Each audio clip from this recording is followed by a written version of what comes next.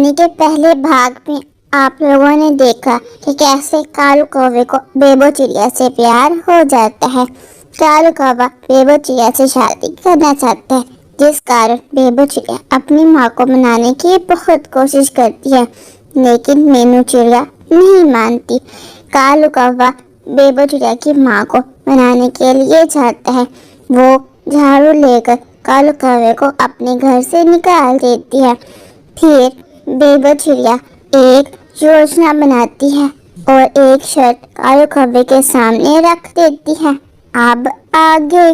फिर बेबो चिड़िया कालू कौवे से शादी कर लेती है। कालू कौवा बेबो चिड़िया से शादी करने के बाद उसे अपने साथ अपने घर ले जाता है। गोरी कौवी की और बेबो चिड़िया की कभी आपस में ना बनती। गोरी कौवी हर समय बेबो चिड़िया को दाना मत देती रहती। तुम्हें मैं ब्याह कर नहीं लाई थी, भाग कर आई थी। ये घर है या ड्रामा सीरियल, और आप सास है या विलन, समझ नहीं आता मुझे।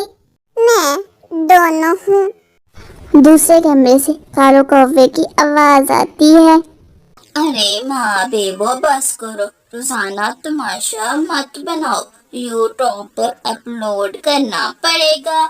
कुछ समय बीतते हैं जब बेबो चिड़िया के अंडे से एक बेटी पक्षी बाहर आती है, जिसे देखकर गोरी कौवी भड़क जाती है। ओह बेटी, हाय भगवान, अब कालू की नस्ल कैसे चलेगी। हाँ बेटी, मेरे अंडे से बेटी निकली है। तुम्हें बहुत गर्व था ना कि तुम्हारे खानदान में कभी बेटी पैदा नहीं हुई। ये बेटी तुम्हारी नस्ल का गर्व तो में आई है। बहुत चोट चलती है तुम्हारी। चल निकल मेरे घर से। माँ, अब मुझे बीवी के साथ निकाल दे, लेकिन वाईफाई का पासवर्ड मत भूलना। बेबो चिड़िया अपने पति कालू कौवे और अपनी छोटी सी बेटी को लेकर वहाँ से चली जाती है। बेबो चिड़िया अपनी गली में कपड़ों की दुकान खोल लेती है, चिड़िया चमक स्टोर। जबकि बेबो चिड़िया की बेटी उसकी हर समय सहायता करती। एक दिन गोरी कौवी नदी किनारे पानी पीने के लिए जाती है, जहाँ उसे गुगलू कबूतर मिलता है। अरे गोरी, तुम तो बुद्धू निकली। वो बेटी तुम्हारी बहू की कामयाबी है। गोरी कौवी बहुत ज्यादा शर्मिंदा हो जाती है और सीधा बेबो चिड़िया के पास जाती है। अरे कोई मुझे भी काम पर रख लो, अब मैं नानी बन गई हूँ। रात का समय था। बेबो और कालू अपने घर की छत पर बैठे हुए थे। बेबो, आज तुमने साबित कर दिया, जो बेटी पैदा करती है वही नस्ल बनाती है। हाँ, बस पराठा रोमांस याद है तो सब चलेगा। दूर एक पेड़ की टहनी पर बैठा मिट्ठू ये सब कुछ देख रहा था। जिसको समझा कमजोर, वही निकली जोरदार बेटी, वो तकदीर का उतार। अगर आपको ये कहानी पसंद आए तो प्लीज लाइक, शेयर, कमेंट और सब्सक्राइब करना मत भूलिएगा। धन्यवाद। कहीं दूर एक सुंदर से जंगल में सब पक्षी मजे से रहते थे, लेकिन इनमें सबसे शरारती थी गुड़िया। गुड़िया आज अपने घोंसले में उछल कूद कर रही थी। आज तो कुछ नया करने का दिन है। ओह हो हो। जब उसे थोड़ा दूर एक दरख्त के नीचे चमकता हुआ अंडा दिखाई देता है। ओहो, ये तो कोई जादुई अंडा लगता है। गुड़िया जल्दी से उड़कर जाती है। मिट्ठू जो किताब पढ़ रहा था। मिट्ठू भाई, जंगल में खजाना मिल गया। गुड़िया, खजाना और तुम्हें कहाँ से मिल गया? एक बड़ा चमकता हुआ अंडा, ऐसा पहले कभी नहीं देखा। कहीं ये कालू कौवे का ना हो। वो पिछले हफ्ते में भी चमकते पत्थर छोड़ गया था जाल में। ओहो मिट्ठू भाई, चलो ना एक बार तो देख लेते हैं। फिर गुड़िया और मिट्ठू मिलकर वो अंडा घोंसले में रख लेते हैं। जंगल में शाम हो जाती है। आधी रात में अंडे से एक रोशनी निकलती है। अंडे से एक छोटा सा जादुई उल्लू बाहर आता है। उफ, मैं बच गया। मैं कालू दुष्ट कौवे से बच गया। ओह, मेरे परों के पंख, तुम हो कौन? मैं कालू कौवे की कैद से भागा हूँ। अगर वो वापिस आया तो वो सबको पत्थर बना देगा। नहीं, हम तुम्हें बचाएंगे। नाना मिट्ठू भाई। फिर मिट्टू कुछ सोचने के बाद एक योजना बनाता है। हम गुड़िया को अंडे के खोल में छुपाएंगे। जैसे ही कालू कौवा आएगा, हम सब हमला कर देंगे। ओहो, मैं क्या हूँ? मेरे अंडे की हीरो चिड़िया जाग गई है। फिर कालू कौवा जंगल में आ जाता है। मेरा जादुई अंडा आखिरकार मिल ही गया। फिर सब पक्षी कालू कौवे पर हमला कर देते हैं। अब पकड़ो इसको। गुड़िया अंडे से निकलकर ये लो, तुम्हारी चोंच में मिर्चें। गुड़िया कालू कौवे की चूंद में मिर्चें भर देती है। मिर्ची मिर्ची, मैं तुम लोगों को नहीं छोड़ूंगा। पानी पानी पानी। फिर कालू कौवा वहाँ से भाग जाता है। आप सबने मेरी जान बचाई, बदले में मैं तुम्हें एक जादुई तोहफा देता हूँ। उल्लू जादू करता है और गुड़िया को एक सोने का सेट दे देता है। गुड़िया ने सीखा कि बहादुरी दिल से आती है और सच्चाई हमेशा जीतती है। हीरो बनना हो तो दिल बड़ा रखो। हो हो हो। अगर आप ऐसी और मज़ीद स्टोरियाँ देखना चाहती हैं तो आप इस वीडियो को लाइक, शेयर, कमेंट और सब्सक्राइब करना मत भूलिएगा। गुड़िया वापिस आएगी एक नई शरारत के साथ। एक सुंदर से जंगल में मुख्तलिफ किस्म के पक्षी मिलजुल कर रहा करते थे। वो सब पक्षी अपने मुख्तलिफ अंदाज की वजह से मशहूर थे। और इन सब में सबसे छोटा पक्षी तोता, जिसका नाम मिट्टू था, वो सबसे ज्यादा मशहूर था। वो हर समय अपनी खूबसूरती पाता रहता और जंगल के बाकी पक्षियों की नकल उतारता, जिसे देखकर बाकी पक्षी बहुत खुश हुआ करते थे। मैं उड़ता हूँ शाख से शाख, देखो मेरा रंगारंग राग। मैं फल चुगूं और शोर मचाऊं, तोता हूँ मैं सबको हंसाऊं। मैं तोता बातूनी, चटपट बोलूं कहानी, हर बात को दोहराऊं, चुप हो जाना ना जानूं। मिट्टू पेड़ की शाख पर बैठा ऐसे गा रहा था तब उसकी नजर बुलबुल पर पड़ती है, जो नदी किनारे बैठी फूल चुन रही थी। बुलबुल को देखकर मिट्टू को एक शरारत सूझती है। वो जल्दी से बुलबुल के पास जाता है। बुलबुल, ये कितना मेहनत वाला काम है। तुम कितने समय से बैठी एक एक फूल चुन रही हो। तुम इन फूलों का क्या करोगी? हाँ मिट्टू, मैं इन फूलों से रस निकाल कर दवा बनाऊंगी। तुम इतनी देर से फूल चुनकर बोर हो गई होगी। तुम्हें मैं गोरी कौवे की आवाज सुनाऊं? हाँ मिट्टू, क्यों नहीं, सुनाओ।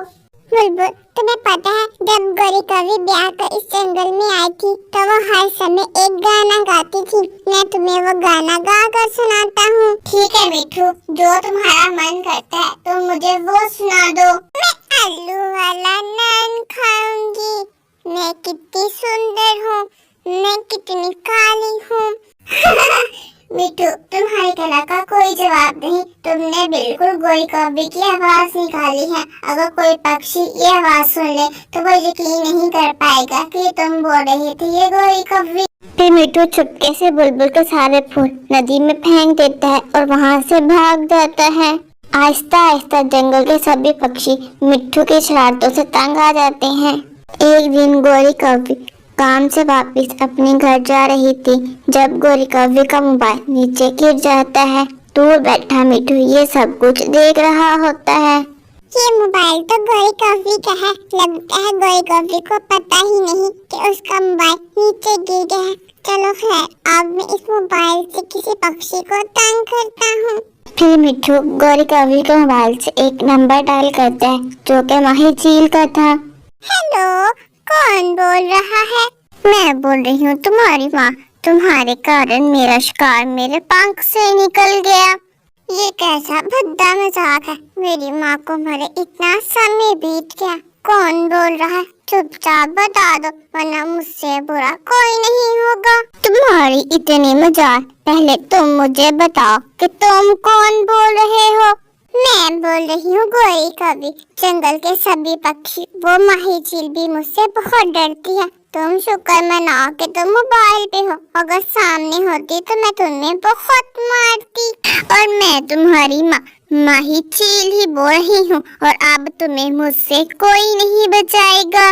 माही चील का सुनते ही मिट्टू मोबाइल दूर फेंक देता है। ये जी मैंने क्या कर दिया? ये नंबर तो माही चील का था। अब माही चील गोरी कवि को नहीं छोड़ेगी। माही चील गुस्से में आग बगोला होकर गोरी कौवी को सारे जंगल में ढूंढने लगती है। तभी माही चील की नजर एक कौवी पर पड़ती है जो नदी किनारे बैठी होती है। माही चील जल्दी से उस कौवी के पास जाती है। कौवी, क्या तुम्हें पता है ये गोरी कौवी कहाँ रहती है? चील दी, आप गोरी कवि को क्यों ढूंढ रही हो? क्योंकि मुझे गोरी कौवी से बहुत जरूरी काम है। क्या तुम्हें पता है कि वो कौवी कहाँ रहती है? तो बता दो। चील दी, मैं भला आपकी क्या सहायता कर सकती हूँ? तो तुम हो गोरी कौवी। तुम्हारी इतने मजाल कि तुम मुझे फोन कर धमकी दो। मैं तुम्हें नहीं छोड़ूंगी। चील दी, मेरे पास तो फोन नहीं है। मेरा फोन तो गुम गया है। मैंने आपको फोन नहीं किया। फिर माही चील गोरी कौवी की कोई भी बात नहीं सुनती और उसे मारने लगती है। फिर गोरी कौवी बड़ी मुश्किल से अपनी जान बचाकर सीधा चिड़िया के पास जाती है। चिड़िया मुझे बचा लो। वो चील पागल हो गई है। देखो उसने मार मार के मेरा पंख तोड़ दिया। गोरी बहन, आप रोना बंद करो। ये बताओ वो चील आपको क्यों मार रही है? चिड़िया, मेरा मोबाइल गुम हो गया था। किसी पक्षी ने मेरे मोबाइल से उस चील को फोन किया और उससे बहुत बुरा भला कहा, जिस कारण उसने मुझे बहुत मारा है। गोरी कवि, ये सुनकर तो बहुत दुख हुआ और मुझे पता है ये काम किस पक्षी का हो सकता है। चिड़िया, तो मुझे बता ये काम किस पक्षी का है? मैं उस पक्षी को नहीं छोड़ूंगी। गोरी बहन, आप चिंता मत करो। अब उस पक्षी को अपने किए की सजा जरूर मिलेगी। आप घर जाकर आराम करो। फिर जंगल में रात हो जाती है। चिड़िया अपनी योजना के मुताबिक मिट्टू के घर के बाहर जाती है और स्पीकर में शेर की आवाज लगा देती है, जबकि मिट्टू बड़े मजे से अपने घर में लेटा होता है। शेर की आवाज सुनकर मिट्टू बहुत ज्यादा डर जाता है। शेर, ये आवाज तो शेर की है। ये शेर मेरे घर के बाहर कैसे आ गया? किसी पक्षी को फोन कर अपनी सहायता के लिए बुलाता हूँ, लेकिन कोई पक्षी मेरी सहायता क्यों करेंगे? जंगल के सभी पक्षी तो मेरी शरारतों के कारण बहुत तंग हैं। और ये शेर कितने गुस्से में है। जंगल के सब पक्षी बहुत खुश हो जाएंगे। फिर मिट्टू अपनी जान बचाने के लिए अपने घर के पीछे दरवाजे से भाग जाता है। वो उड़ते उड़ते दूसरे जंगल तक पहुंच जाता है। इस तरह मिट्टू को अपने किए की सजा मिलती है। चिड़िया की सूझबूझ से जंगल के सभी पक्षी फिर से खुशी खुशी अपना जीवन गुजारने लगते हैं। आप लोगों को ये कहानी कैसी लगी कमेंट कर जरूर बताइएगा। धन्यवाद। जंगल में हर तरफ खुशी का समा था। परिंदे उड़ान मेले की तैयारियों में मसरूफ थे, लेकिन अचानक बेबो चिड़िया, मेरा अंडा किसी पक्षी ने चुरा लिया है। क्या चोरी? जंगल में? मिट्टू जो एक पेड़ पर बैठा ये सब कुछ सुन रहा था, जल्दी से अपने दोस्त गुगलू कबूतर के पास जाता है। गुगलू यार, तुम्हें पता है बेबो चिड़िया का वो सुनहरी अंडा चोरी हो गया है और अब ये काम किसी प्रोफेशनल जासूस का है। तुम हो या मजाक? पिछली बार तुमने केक की जगह केक खा लिया था। गुगलू, केक मैंने नहीं तुमने खाया था। तुम फिर से भूल गए और इस बार मैं संजीदा हूँ। मुझे उड़ान मेला बचाना ही होगा और सबसे बढ़कर आइस बॉम्ब खाने हैं। ओह हाँ, वो बर्फ वाले कीड़े चलो शुरू करते हैं। फिर गुगलू और मिट्ठू मिलकर जंगल में तफ्तीश शुरू कर देते हैं। वो हर पक्षी के पास जाते और उनसे सवाल करते। गुगलू अंडा ढूंढने की कोशिश में एक आम उठा लाता है। देखो मिट्ठू मिल गया, देखो मिट्ठू मिल गया। मिट्ठू जो नदी किनारे अंडा ढूंढ रहा था, गुगलू ये अंडा नहीं है, आम है और तुमने आधा खा भी लिया। मिट्ठू यार थोड़ा मीठा था इसलिए। गुगलू तुम्हें पता है जब से बेबो चिड़िया का वो सुनहरी अंडा चोरी हुआ है तब से मैंने जंगल में कालू कौवे को नहीं देखा। चलो उसके पास जाते हैं। आखिरकार उनकी नजर उस कालू कौवे पर पड़ती है जो हर साल मेले में अकेला बैठा होता था। कालू कौवे क्या तुमने कुछ अजीब देखा है? कालू कौवा गुगलू कबूतर की बात सुनकर डर जाता है। बस वो सब भूल जाते थे। मैं बस चाहता था कि कोई मुझे भी अहम समझे। तो कालू कौवे क्या तुमने अंडा चुरा लिया? हाँ मिट्ठू, मैं बस वापस करने ही वाला था वादा। कालू कौवे तुम वो अंडा बेबो चिड़िया को वापस कर दो और हम तुमसे वादा करते हैं कि इस साल तुम उड़ान मेले में सबसे स्पेशल मेहमान जरूर होगे। मिट्ठू और गुगलू ने न सिर्फ बेबो चिड़िया का अंडा वापस करवा दिया बल्कि कालू कौवे को भी मेले का खास मेहमान बना दिया। कालू कौवे आज आप हमारे एजाज़ी उड़ान मेहमान होंगे। शुक्रिया, वाकई शुक्रिया मिट्ठू और गुगलू, ये सब कुछ तुम्हारे कारण हुआ है। क्यों हर परिंदा अहम होता है और हर डिटेक्टिव को इनाम मिलना चाहिए।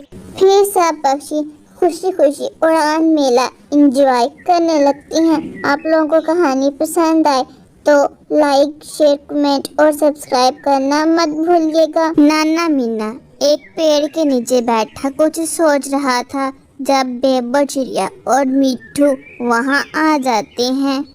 हाय वो जमाना जब पेन के खिलौने होते थे, जब कहानियों के केसर लगते थे। क्या वो जमाना था? हा हा हा।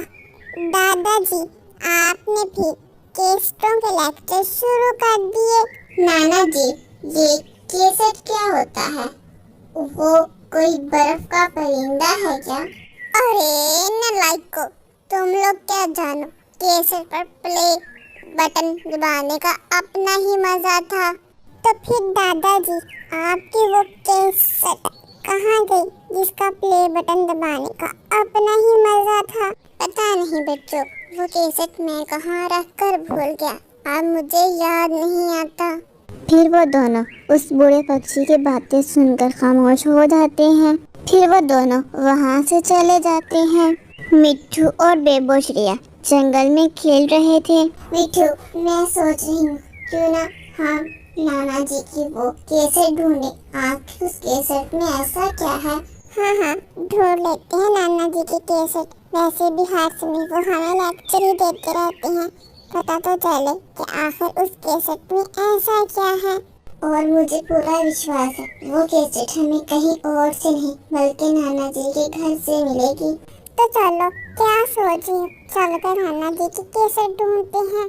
फिर वो दोनों जल्दी से नाना जी के घर जाते हैं जहाँ उन्हें एक केसट मिलती है जिस पर लिखा था यादों का भंडार। बेबो मिल गई नाना जी की यादों का भंडार वाली केसट मिल गई। हाँ मिट्टू ये वही केसट है जिसके बारे में नाना जी हर सुबह बात करते हैं। चलो इसे चलाकर देखते हैं आखिर इसमें ऐसा क्या है। फिर मिट्ठू वो केसट चला देता है। ये मेरी आवाज है, मेरी पहली रिकॉर्डिंग। केसट जैसे ही चलती है हवा तेज हो जाती है, दरख्त हिलने लगती है और वो दोनों एक रोशनी में चले जाते हैं। वो दोनों बैग पकड़े वापस अपने बचपन के स्कूल में पहुंच जाते हैं। वो दोनों परेशान होकर सब कुछ देख रहे होते हैं। ये तो वही आवाजें, स्कूल की बेल, चॉकलेट वाला और अम्मा की पुकार। बेबो, हम वापस बचपन में आ गए हैं, मगर कैसे? कैसे? हम तो नाना जी कैसे चला रहे थे। कैसे चलाने के बाद ही हम यहाँ आए हैं, मगर अब हम वापस कैसे जाएंगे? बेबो, बचपन में तो हम आ गए हैं, चलो कुछ यादें ही ताज़ा कर लेते हैं। फिर वो दोनों जल्दी से सीधा आम के खेतों में जाते हैं। मेरा निशाना लग गया, मैंने आम तोड़ लिए, ये मैंने आम तोड़ लिए। आइसक्रीम, आइसक्रीम वाला आ गया। आइसक्रीम वाला, ठंडी ठंडी मजेदार आइसक्रीम। आइसक्रीम खा लो, आइसक्रीम। मिठू, तुमने आवाज सुनी? ये तो आइसक्रीम वाले की है। मुझे आइसक्रीम खाना बहुत पसंद था, लेकिन मम्मा मुझे डांटती रहती थी। चलो जल्दी से जाकर आइसक्रीम खाते हैं। फिर वो दोनों आइसक्रीम खाने के लिए जल्दी से वहाँ से जाते हैं। फिर वो दोनों आइसक्रीम वाले से अपनी मनपसंद आइसक्रीम खरीदते हैं और एक पेड़ के नीचे बैठकर खाने लगते हैं। मिठू, तुम्हें पता है, जब मैं छोटी थी तो मुझे स्कूल जाना बिल्कुल भी पसंद नहीं था। मुझे सबसे बोरिंग काम स्कूल जाना लगता था। और मुझे भी, लेकिन अब मुझे वो स्कूल के दिन बहुत याद आते हैं। मेरा मन करता है कि दोबारा मैं छोटा हो जाऊं और फिर से स्कूल जाऊं। हाँ मिट्टू, तुम सही कह रहे हो, लेकिन अब हम बड़े हो गए हैं और बचपन के दिन लौट कर नहीं आएंगे। कितने अच्छे दिन थे वो। बेबो, लेकिन वापस हम कैसे जाएंगे? ये तो हमने सोचा ही नहीं। जादुई आवाज आती है। तुम दोनों वापस तब जाओगे जब तुम बचपन की सच्ची याद जुबान से निकालोगे। ये सुनकर वो दोनों खामोश हो जाते हैं और फिर बेबो चिड़िया बोलती है, मुझे पापा की वो आवाज याद आती है जब वो कहते थे, बेबो देर ना करना, और मैं हर बार देर कर देती थी। फिर एक तेज रोशनी आती है और वो दोनों वापस अपने जंगल चले जाते हैं। बेबो और मिट्टू जल्दी से दादा मियाँ के पास जाते हैं। दादाजी, आपकी बात सच थी। केसर में सिर्फ आवाज नहीं, बचपन छुपा हुआ था। और हाँ, अब मुझे पता है, केसर बर्फ का परिंदा नहीं है। और बच्चों, यादें कैद नहीं करती, आजाद करती हैं। बस दिल से सुनो, वो खुद बोलने लगती हैं। हम सब के अंदर एक छोटा परिंदा है जो अभी भी वही लट्टू घुमाता है, वही बारिश में भीगता है और वही आवाज़ें याद करता है। बस सिर्फ प्ले का बटन दबाने की देर है। आप लोगों को ये कहानी कैसी लगी कमेंट कर ज़रूर बताइएगा।